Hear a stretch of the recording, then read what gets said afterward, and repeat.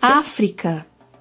Quando falamos a respeito do continente africano, é muito comum que nos venha à mente a imagem de grandes animais, vivendo em densas florestas, e pensemos em pessoas de pele escura e que vivem longe das cidades, como se fosse o único modo de vida na África.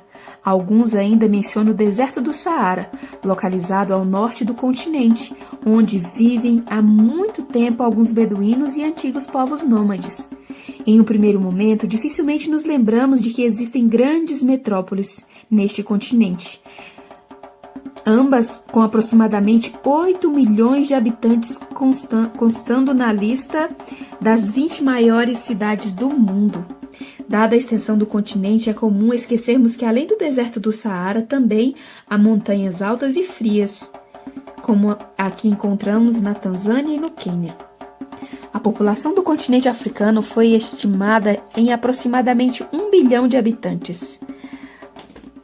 Geograficamente, o deserto do Saara, que fica ao norte, favoreceu a divisão do continente em duas partes.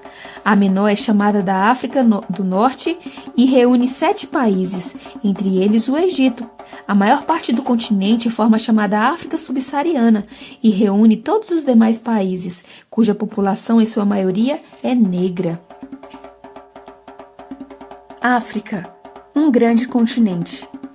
A diversidade do continente africano é vista de forma gradual e, de acordo com os europeus, foi construída uma ideia de que o continente africano era habitado por povos sem cultura, selvagens e canibais.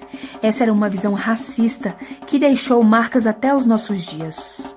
Existiram muitas formas de organização social e política na África. Alguns povos se organizaram em aldeias, enquanto outros viviam em cidades, estados e reinos. Dentro do contexto da história da África Antiga, nós temos 2 impérios que se destacam, o Império de Kush e o Império de Aksum. No Império Kush, que se localiza na região Núbia, desenvolveu-se o Grande Império de Kush. Napata e Meroé foram as capitais do império. Kush estava em um ponto de ligação entre diferentes partes do continente africano, por isso a atividade comercial em seu território foi intensa. Houve grande influência dos egípcios sobre os cuxitas e vice-versa. Por exemplo, por volta de 750 a 660 a.C., os cuxitas conquistaram o Egito e formaram uma dinastia de faraós negros. Muitos deuses egípcios eram adorados pelos cuxitas, que também construíram pirâmides para seus mortos, mas eram menos elaboradas que as egípcias. As mulheres exerceram papéis importantes no Império de Kush. É o caso das Candânces ou rainhas-mães. Já no Império de Aksum, ao norte da atual Etiópia, ele atingiu seu auge a partir do século I d.C. A Aksum mantinha contatos comerciais com diferentes povos do Mar Mediterrâneo, do Mar Vermelho e do Oceano Índico. A grande presença de estrangeiros no Império de Aksum trouxe influências religiosas egípcias, romanas, indianas e até judaicas. Posteriormente vieram as influências cristãs e islâmicas.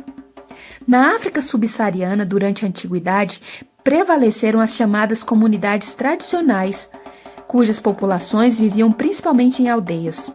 A história desses povos é estudada a partir de vestígios arqueológicos, linguísticos e culturais. Acredita-se que as características em comum entre as comunidades tradicionais africanas resultem do movimento migratório conhecido como expansão banta. Prevalecia a família extensa, tradições orais e a poligamia, que é o ato de o homem ter várias mulheres. Conhecer a história da África é importante para explicar a história do Brasil, que recebeu muitos povos de origem africana em razão do contexto da escravidão.